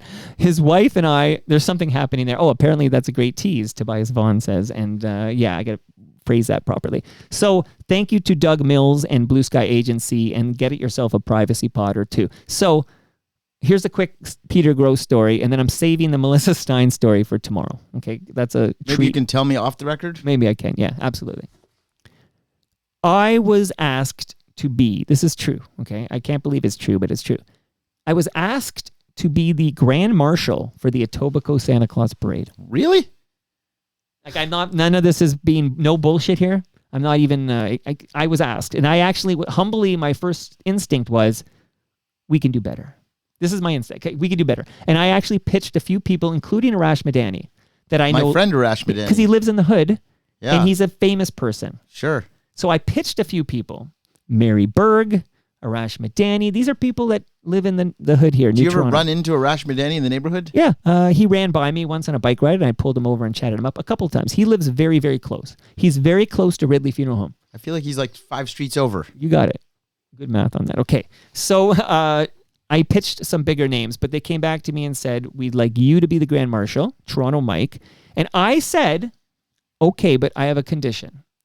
I want the living legend that is Peter Gross by my side for this parade. Oh, wow. And they went to a committee, and they came back, I know, some committee, and they came back and said, okay, but you're on the banner, and Peter Gross is part of this. We think this is a great idea. So tomorrow, when Peter Gross is at TMLX 21, I'm going to let him know that the next Assuming Saturday, he doesn't listen to this. well, right, that's a fair assumption. The next Saturday, which is like the 5th or something, he has to meet me at 9 a.m. because this parade starts at 10, starting on a street called Dwight or First. So what, if you did they will. parade around? You go. It's on Lakeshore. It starts at First, and I think it goes to like 33. So we or don't get a something. Blue Jays parade this year, but we get a Toronto Mike Right. Peter Gross parade. Yeah, so that's 100% right. And in this parade, as luck would have it, is Great Lakes Brewery. Like they're a sponsor, and Oh, there they you have go. They have a float. So I'll be drinking Great Lakes beer as this is happening. That's So exciting. It is exciting because Peter Gross, I'm gonna tell him live tomorrow at TMLX 21. Now, are you guys walking, or are you guys are like in a car I waving a believe we're convertible? walking, but here's the funny thing. They sent me a note with the detail. I think we're walking.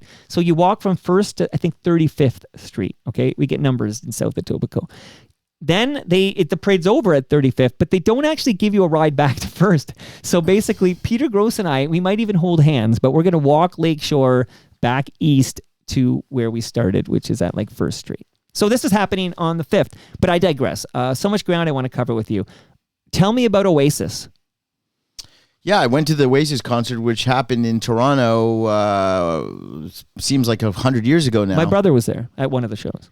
I want to. Let's talk about that for a second. Not your brother, Okay, but well, let's talk shout about out to the Steve, Oasis who show. might And actually I be don't think listening. I was here since that Oasis show, so this would be still a fresh take. Let's hear it. I got caught up in the Oasis mania Right. that was taking place, The hype train. the hype train, and an opportunity to go see the band. You know, I had seen them previously, back in the day, not only in Toronto when they were just upstarts, but then again when they were supporting Neil Young on a show at, I want to say at Molson or The amphitheater. Barry. Oh, Molson Park. Molson Park and Barry. Not to mention, I was alive in the 90s, so I know all about Oasis. And I still remember hearing Supersonic on 102.1 The Edge and being like, oh, wow, I like this. And then going to HMV and buying the album and being an Oasis fan from that first album. And then I remember, oh, they're back again. And then, Wonderwall happens. Right. So I'm the perfect demographic of somebody who's trying to relive some nostalgia, to get that dopamine hit and to sort of reminisce and feel young and excited again. So this is in my wheelhouse. Whether or not the Oasis is my favorite band or not, it definitely maybe checks the boxes for my age of somebody, like Yeah. you with Hulk Hogan. Right. Oasis was Hulk Hogan. You were born in the 70s. Yes. Despite what I've read online. Depends what website you're looking at, Mike. But yes, I'm age appropriate for an Oasis concert to be like, wow, I should go to that. So I went and I bought a ticket and I paid probably too much. Can you tell us the number? I think it was like $400. Too much, but not, for this Not experience. $1,000. No. I but can still, see $400. But still, like, just to be frank, Who's on the live stream? hello, Frank. I wouldn't normally spend $400 on anything that's a ticket unless it was a Blue Jays Game 7. game. Were you at Game 7? I wasn't at Game 7, but I went to all the games that I was in. That I was able to attend. I went to 6 of the games. Are you a guest of Ross? Sometimes, Can you get another guest for the next year's playoffs? no. It was hard enough to get my own. Understood. Just to be able to be considered to be on that list is shows what kind of a great guy he is. But he is the best. But anyway, Can you get him on Toronto Mike? probably not. But I will say that because he's not a guy he's a private guy. Not like you and I, Mike.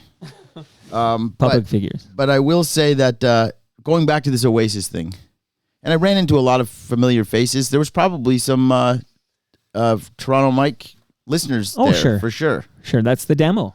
Yeah. Gen Xers from the GTA? Absolutely. I hope that people listen to this episode long enough to get to this part, Mike. But There are people on the live stream still. Okay, Andy is good. still lit well, green. then, Andy, let's talk about this. Oasis. There's clearly a formula to Oasis, which I'll get into in a second. But you know what they did a really good job of, Mike? What? They did a really good job of making this feel like a must-see TV, that this is a big deal, like you got to be here, right? And when you get to the stadium and the show is beginning, they play this sort of like 3-minute sort of mini documentary that like sort of tells you how we got here, that goes into the whole they broke up, never again, it's not happening, hell freeze over, and then you see, and then you kind of, it's such a great hype video. It's almost like it's produced by the WWE to lead to like a WrestleMania match. Amazing. It was so well done that like by the time that first note hits and they walk out holding hands, and you have goosebumps, Mike, because they've done such a good job of painting this picture and telling this story that you are now feeling like you're a part of history. Right. So I'm going to give them a 20 out of 10 on capturing that feeling and making me as a consumer feel like, holy shit, I should have paid $4,000 for this. I've got goosebumps. I can't believe I'm seeing them. They're back. They're together. Okay? That happened. 20 out of 10. 20 out of 10 on that. Right. First of all, the venue's pretty cool, too. That pop-up Rogers Stadium or whatever it was called. It was Yeah, pretty cool. at, You have to Downsview. walk to get there. A bit of a schlep. You should be biking there. A little bit of a schlep to get to the gate and back out of the gate. But overall, I was very impressed. And also, what a fucking money. They're printing money over there at this Well, Oasis concert. Apparently Rogers had a good year. Oh, my God. At that, not only was everybody paying at least $400 a ticket to be there, if not more, then you got beer tents and American Express tents just selling. Oasis merch, it's not the same as going to a concert and seeing like a merch table selling, Styx t-shirts or something like that. They have like full-on pop-up like Macy's stores where people are lined up at the show and they're spending everybody's spending hundreds of dollars on merch. You're kettled, and now they can extract. Boy, oh boy, I'm telling money you, from Mike, your there card. was a lot of money that was being spent at this show. A lot of money. I got to give Oasis credit for something. It is very difficult, as I know, being as someone who has dabbled his foot in the music industry. It is very difficult to write a song that connects with people, let alone a song that transcends. Okay, well, there you go. Just a taste of a song you wrote. Yes, and shout out, by the way, I heard Decisive on the show recently. It's one of my collaborators. He loves you, man. I love him. Yeah, me too. Okay, back to your Oasis story. Circle, It is dot, very everybody. difficult to write a song that connects with people, but it is another thing to write a song that transcends life, pop culture. Wonderwall is a song that is a hit song that is as big as any song. Literally.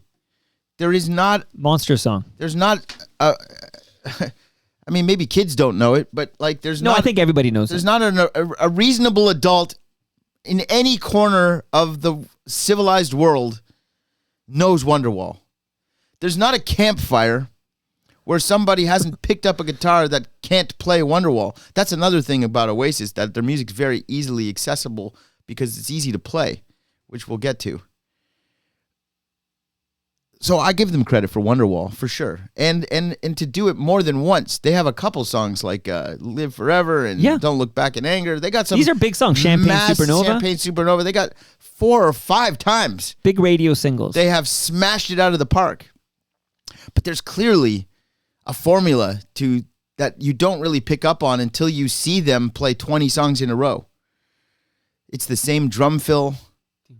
Literally, boom, like a drummer needs to come on and break it down. It's the same drum fill. It's a signature Oasis drum fill. You want to borrow these? No, that happens in every song almost. Literally, like Right. there's a signature drum fill. There's about 5 chords that they put in a boggle thing and they shake it up and like, we're gonna put them in this order for this song.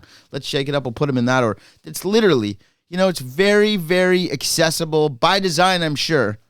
And of course, the vocals are great. They have that formula is a winning formula. Once, twice, 3 times, 4 times, 5 times, but 20 times. It's just you know what I mean. I do. Like the that's 7th a song. Do you know what I mean? Yeah, there you go. So the 7th song, every song is like, oh no. I know. They all have the same sort of familiarity to it. Right. That is comforting for people who are Oasis fans, I suppose. But it's like the way that these guys are on a pedestal, and I'm not insulting them because I do respect the hell out of Oasis. I spent money and went to the concert. 2 great albums. Sure, but my point is that like they are considered by certain people and maybe in their own minds as like Beatles type of guys, right? Right. And I'm just saying the songs are not as prolific and there's not an evolution. You're saying Oasis is overrated. I don't know if they're overrated, but it's just not as prolific as people think that it is. That's all I'm saying. And it's just like there's not an evolution like the Beatles. If you listen to the first album to the last album, there's a clear timeline where it's evolving and the sound is changing, Yeah, and then there's they're Eleanor trying Rigby and different now- things, yes. and they're Yeah. Oasis is sort of like, this is our brand and this is what we do. God Right. bless them for that. Right. But See, they're not like Radiohead, which is that was the band I was going to use. right. They're not Radiohead. Right. Now, Radiohead does have 4 or 5 songs that anybody can pick up the guitar and play Creep. Of course. But Radiohead doesn't pick up the guitar and play Creep when you go see No, them they live. hate that song. Yeah. So it's like Oasis doesn't have that. They don't have that. Like, there's not a musicianship that's happening on stage at Oasis that doesn't make me or probably other people in the audience feel like they couldn't get up and do that. But so much of this hype machine was related to the fact that the brothers hated each other. For sure. And they sort of built that up for years. It almost feels like they did it on purpose. It almost feels like it's like a Wrestling. wrestle. Yes. Yeah. It almost feels like that. You and I, kindred spirits, Mike. Oh my goodness. A good analogy is Canada Kev compares Oasis to AC/DC. Sure. Like they do this one thing and they do it well. They do it well. So it's like, to stand through, the 20 song set, it was like I was excited for those 4, 5, 6 hit songs, and I respected the other songs, but there was just like something that was very like, wow, it's the same song again. Interesting. And it's the same song Tobias again after Vaughn that. went to the first night of Oasis. He says it was an amazing night, and it's the most expensive concert he's ever gone to, but it was worth every penny. It was. It really was. And when they sang the big fucking songs, boy, oh boy, that was great. And to be in a place where there's people who were so obsessed with Oasis, so to be in their home, you know. To be here now. To be here now, to be in the bubble with those folks, and it Right. brought it to a whole other level. I give the concert high grades, and I would do it But again. I think your point's valid. Like, I actually didn't have and I'm also from I the 90s. just feel like they're not I'm as from the great 90s as too. they say they are. I mean, I can call up a couple of guys who will tell you Blur is the superior band, right? Like, but here in North America, when it comes to the bigness of a band, Oasis is the easy winner in that bout. Like I said, writing a hit song is impossible, and they did it many times. Many times. But I gotta just to your point, and again, I wasn't at the concert, but if I was gifted a ticket, I absolutely would have gone. In fact, I'm a little upset. My brother didn't give me a ticket. Come on, or at least sell me at face value. But okay, but they had 2 big albums. I feel like we do tend to a lot of it was the brothers hating each other and fighting, and then they got back together and Snowball's Chance and Hell and all. But only two albums that critics and rock fans will point to and say that those are great albums. Only 2.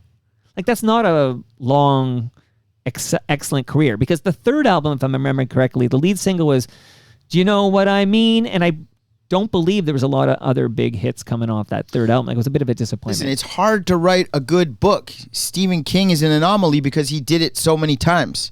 It's hard to have that same voice, right? Same. The Beatles were the best at this. Right. And so it's like, it's very difficult to do that. So it's like, I have to give Oasis credit for doing it over and over and over again. But at some point, the formula like loses some of its luster. Listen, I went to a Guns N' Roses concert at the Sky Dome, I was there. and they played every song they've ever written. I was there with Elvis. So it's like, even that, like, you know, they don't leave you wanting more. They played everything. They don't 3 hours, and or they something. should leave you wanting more, but they don't. Right. And in a They way, drain the swamp. Yeah, and in a way, it's remarkable. In a way that, Remarkable. you know, it's not the best experience because of that. Like, you're over servicing. Now, the Oasis concert, I give it again high grades. I had a great time. I loved Like, it. you're not shitting on Oasis. Not You're at just, all. You're just saying. I'm just saying they're not what you feel. Radiohead. They're not Radiohead. They're not even close, Not even in my close. opinion. As far as like musicianship. Can I ask you about another? Well, the band's still going. Oh yeah, and the video stage show, like Mike is saying the same thing. The production was incredible. There's Pearl Jam. Yeah. Do you mind if I leverage your Not at all. '90s rock Sure. talk? Because this ties into my visit yesterday with Dave Hodge. Yep. But her hands flew Great from song. her side.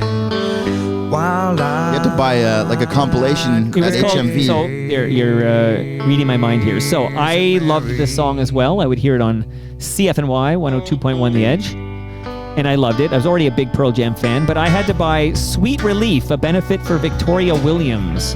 So this song was written by Victoria Williams. Again, the compilation had some other great songs too. I remember that Soul Asylum song, Summer of Drugs. A lot of good songs on that Sweet Relief, actually, but I bought it for this song, Crazy Mary. If you ask Dave Hodge, who also loves Pearl Jam, what's your favorite Pearl Jam song of all time, Dave Hodge? He'll say this cover. said no Loiteringa loud. Fucking love it, okay? So we started talking about this yesterday because I also madly love this song. I always believed it to be just a cover of a Victoria Williams song because it's on Sweet Relief. Did you own Sweet Relief? I did. Do you remember that Soul Asylum song, Summer of Drugs? I do. I fucking love that song. I think I saw them play it live at Kingswood Theater. Okay, in that background there, that is Victoria Williams. Yes. So we get a bit of her here. Hold on.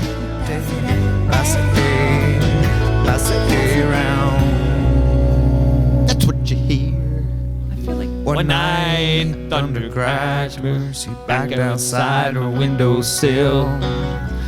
Dreamed I want to do a duet with me? I'm fucking loving this song right now. But Dave Hodge yesterday looked down into the house of Mary. tells me that he's looking into the song. Like Victoria Williams obviously wrote it, but he tells me he learned somewhere online, he couldn't remember where, that a guy named David Paik. Oh yeah. Do you know the name David Of course I Paik? do. Toto. Well, that's why we're talking about this. So this is the keyboard player for Toto, right? Pianist, songwriter, keyboard, sure. And his brother isn't it Porcaro, his brother? Am I saying No, this? Porcoro's not his brother, but Oh. the Porcaro brothers are in Toto. Okay. Steve and Jeff Porcaro. So you're my Yeah. Toto man. Jeff is the drummer. Steve Porcaro was a keyboard, sometimes bass player. So I find all this. I'm starting to search Did this they like write this crazy. song? Well, okay, here's the thing. I know what Dave Hodge is talking about. You know, I'm not going to question the legend that is Dave Hodge. But the only source for this Toto keyboard player, David Paik, writing this song, Crazy Mary, the only source is from songfacts.com. And you can find it in searches, but actually they've been removed from the actual page. Like, you have to look at a cached version of the page, and you do see it in Google searches, but you can't see it on the actual page. So that's the only source for this information. It's interesting because it doesn't sound like a song that they would have written, Right. but it wouldn't surprise me because now those are musicians that have versatility. Totally. That, you know, you hear Steve Lukather on so many different styles and songs, and he can do it all. David Paik is like that too. Page, so not Paik, it's Page. Depends what country you're pronouncing it in. What about Canada? Page. with Pasta or pasta?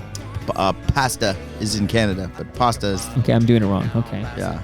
Pasta. Andy Petrillo came on and said she doesn't know a single Italian who would say pasta. They would all say pasta. Pasta, yeah, of course. So when in Rome. You know, just to conclude this like Oasis thought of the thing that draws a lot of people to Oasis and like hit sort of rock bands that are being referenced in the live chat.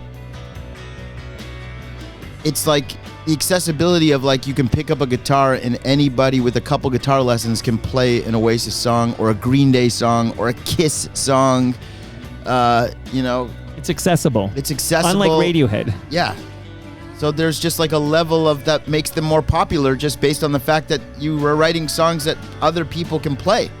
And like that's smart. That is a smart, intelligent sort of chess move to do when you're in the music business. And you're trying to sort of sell, you know. Well, they call it show business, Stu Stone. Yeah, so it's like it's good on the Gallaghers for writing that type of music. But again, I just feel like there's this vibe that they are like on a level of, you know, McCartney, Lennon, or Keith Richards and Mick Jagger or whatever. But they're more on the level with Bush. They're more on the level with Bush. I agree. But Bush is good. So is no. Oasis. 16 And Wonderwall, Stone. of course, like people wish they had written that song, you know? Bush X I prefer, by the way, over Bush. I actually was excited that early, Little Things, I think, was being played a lot on 102.1, and I bought 16 Stone by Bush, and I was excited to get it saying Bush because I knew it had been re-released as Bush X because there was another Bush.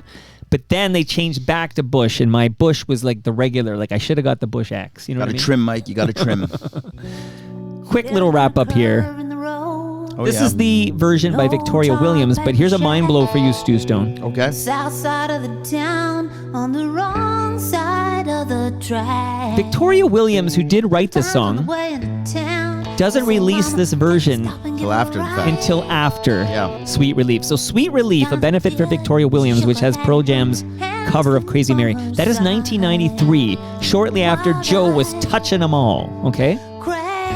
Joe Carter, FOTM. Sounds like she's sort of doing a cover of Eddie Vedder's interpolation So of the this song. is 1994's album Loose. Right. Victoria, so it's interesting that we would all assume that this came first. Right. But Pearl Jam came first. But I can't find any good source on the David Paik speculation that Dave Hodge was spreading on Toronto Mike yesterday. You know, you have other examples of this type of stuff. You know, I believe Prince. I want to say there's like Prince songs that other Nothing artists. Compares to You. Yeah, Nothing he released after. Manic Monday, maybe. Sure. There's some other examples too that I'm sure if we really dug in, we could come up with reverse covers. Yeah, where you write a song. That's and a good it's a hit toast, for somebody. episode. No, you're 100% right. You write a song, it becomes a hit. And then you play it. Like, did Patti Smith Because the Night. Yeah. Right? I don't know. Again, I don't want to sound like an ignorant, but I feel like maybe that's Is an that example. Bruce? Yeah, it's Bruce Springsteen. Yeah. But I don't think he released it first. I think she did. And Right. then I think he subsequently then Yeah. recorded it. It's very possible. All very interesting. Stu, you're very interesting, but I don't want to say goodbye to you until we get a little update on your life. Okay, so Okay, let's obviously do that, we 'cause did, I you do- know, you know. and then you got to go. But Yeah. so just do you mind telling us like what you've been up to, how you're doing? Are you still working out? I am. Because you look amazing. Really? Give me a kiss, big guy. Mwah. Oh, yeah. I will say that I'm still exercising. I've changed. I've evolved. I've evolved in my He's exercise. evolving. Okay, tell me. Yeah, because I used to be all about like that treadmill, Mike, and I would be posting all like social media updates. Right. But I got called out on that, and Who called you out and what did they just say? like people were making fun of me in a way that I deserved it, and I deserved it because it is. You know, when I was first posting the selfies of me exercising, it wasn't necessarily for me to be like, oh, everybody look at me. It was more like for myself to be like, I can't believe it. Look at me. Because like anyone who's known me for however many years they've known me would never consider me as somebody that does a shred of exercise. So it was more just like the shock to my system that I can't even believe I'm becoming this person. And that it was a pride thing of like, yeah, I'm still doing it. I'm still doing it. I'm still doing it. So I stopped with that because you got all the hits here. So I've changed my approach, but I'm not on the treadmill as much as I was. I'm lifting dumbbells. I'm doing push-ups. I'm doing pull-ups. You evolved. It's I've not just evolved. cardio. It's Because not this is what just- I need to do. Yeah, I need to evolve. I just bike. yeah. So I got to lift weights too. So like I'm doing dumbbells, I'm doing push-ups, and I love pull-ups. I couldn't even do one pull-up a year ago, and now I'm doing sets of 5. And You're a regular you know, Peter Gross now. I'm loving the pull-ups, and I also like. I'm watching what I eat a lot more than I used to. You know, I don't drink sugary drinks anymore. I used to be known as somebody that travels with a vitamin water or a Snapple. I would never even show up at a place without my own drink because I just was that guy. I don't do that anymore. Good I'm for you, drinking, man. Coffee black. But will I'm you still drinking take water. your Palma Pasta lasagna with you? I will. How's Trudy doing? She's doing great. She's got a boyfriend. She's doing well. She's got she's going to Florida, snowbirding with him. Is she there now? She'll be there next week. Will she be at TMLX 21 She tomorrow? might. Send her over because I got the song loaded up already. You covered this song Yeah. for your mom. See, I wrote it first, but then I released it afterwards. I made that joke to my 11-year-old yesterday. I said, I thought it was a Leonard Cohen song. I didn't know it was a Stu Stone. There you go. I will say though, like professionally, things are going well. Yeah, like give us that I'm update. working on Dark Side of the Ring season 7. Yes, season 7. That started since I last saw you. That wasn't a thing that we were doing. Amazing. And I've been on the road for most of the last 4 months. We're filming new episodes of Dark Side of the Ring. So a whole new season is Do you coming. want to tease anybody that we can look forward to? Friend of the show, John Pollock. Oh, He's on the show. love that guy. He's probably listening right now. John, get your ass to TMLX 21 tomorrow. Now, here's something funny. When I was with John Pollock, for interviewing him for this season, he said to me, yo, you're a big deal. I hear you on Toronto Mike all the time. So I was like, wow. You know, that's actually how I find out if someone's a real listener because If they know who Stu if they're Stone is, excited about Stu Stone then coming they're, on, then they're a listener. then they're a real listener. Yeah, I agree with you. Yeah, I met this guy who I only know as Mr. Merrick because he once taught my my youngest son in school. But I met him yesterday at picking up a soccer practice, and we were chatting, and I said, because he loves the Dave Hodge episodes, and he's looking for the Dave Hodge 100, I said, Stu Stone's on tomorrow. And he got really excited, and I know it's because that man never misses an episode. There you go. So and he knows. might be at TMLX Major 21 shout tomorrow. out there. You know, it's and then you know Arash Madani, he mentioned to me like Bodog. he mentioned to me your name came up on Toronto Mike. I'm like, that's amazing. So it's like it's really it does. I'm waving the Toronto Mike flag. I don't take a season off, Mike. Regular or I'm playoff. waving the Stu Stone flag. And Regular I know you season do. and playoff. And I know you do. So I just want you to know the feeling is mutual. I wave your flag, and I'm a proud representative of this universe that you have built. And I feel like The TMU. I've laid some bricks, and not shot some bricks, but I've laid some bricks. But happy to be a part of it and looking forward to a great baseball season ahead of Blue Jays. But another year of the Toronto Mike show. And I'm looking forward to coming back to the basement over and over again next year and for years to come, Mike. Because I just love being here and I love having these conversations with you. And I appreciate that you allowed me to come in here and beat you up verbally for your Blue Jays. And I feel like I deserve it. I accept your apology. I deserve it. Are you saying I'm Well, sorry? I never really apologize. You should apologize to me, though, for for doubting you. Yes. I apologize, Stu Stone, for doubting you. I did not believe you when you told me the 2025 Blue Jays were going to be something special.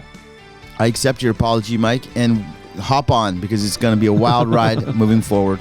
And we only know each other, Stu Stone, because of the great Cam Gordon. Yeah. He came on and he pestered me for years. He came on and he said, "You need to meet my friend Stu Stone." He was right. He was right. And I think your first visit was when Hebsy was here. Yeah. you crossed I couldn't paths. believe I was so starstruck by Hebsy. I think I felt, man. So I think you alluded to the community. So I'm going to take this chance now, this opportunity, if you will, to just say, I don't know how the fuck it happened. I couldn't recreate it if I tried. But here we are with this amazing community, this TMU, as I referred to it, and these people in the TMU that mean so much to me. And I know I won't see you tomorrow. I'm happy to see you right now. We're going to take our photo by Toronto Tree. But the fact that so many of these people, I'm going to see their face tomorrow. That's exciting. I could cry. I have FOMO. That's all I ask. Get a little FOMO for me, Stu Stone. I have FOMO because... I mean, you hang out with Patrick Swayze. I hang out with Canada Peter Kev. Gross, Canada Kev, Yeah.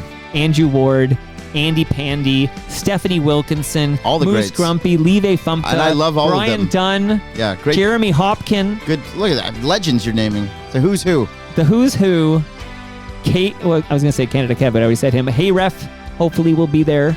Like, these people mean a lot to me. And me too. And there's people like Tyler Campbell and Cam Gordon and Stu Stone who I consider friends, who I only know because I started a fucking podcast. Yeah. And I'm so happy you did. And that. And that. And that. And that. And that. Do you notice I hit it hard because of you? Yes. And that. Pull that clip. I hit it hard because of you. And that And that. brings us to the end of our 1,808th show. Did you listen to episode 1800 from Casa Loma? No, but I saw you biked over there. Yeah. That was impressive. Thank you very much. Go to TorontoMike.com for all your Toronto Mike needs and get your ass to Palma's Kitchen tomorrow. Or today if you're listening on a Saturday. Yeah, if you're listening on Saturday, November 29th, it's today. Get your ass to Palma's Kitchen in Mississauga, noon to 3 p.m. We're recording live, taking over the second floor. Come hungry, darling. 'cause Merry Palma Christmas. Pasta will feed you. Happy holidays. Happy New Year. Thank you, Retro Festive, for those gifts you're bringing tomorrow. Can you name this one? Gives it Wait, away this there. is a different one than the last time I was he here? changed it. Holy shit. He belongs in the Hall of Fame. Thank you, Great Wait, Lakes I want to Brewery. hear this. Okay. Polka dot door. Okay. Degrassi. Zitz. Zit Remedy. This is so fun. Wow, black. Enough about black cars. Can we get off black cars Yeah. already? This is awesome. That's the polka dot door. Yeah. The other one was The other Mr. one was Dress Mr. Up. Dress Up. Mr. D, as I call him. And now Thank we're you, back everybody. into it. Kindling, Yeah. Nick Iones, RecycleMyElectronics.ca, Blue Sky Agency, and Ridley Funeral Home. See you tomorrow, Palma's Kitchen, TMLX 21.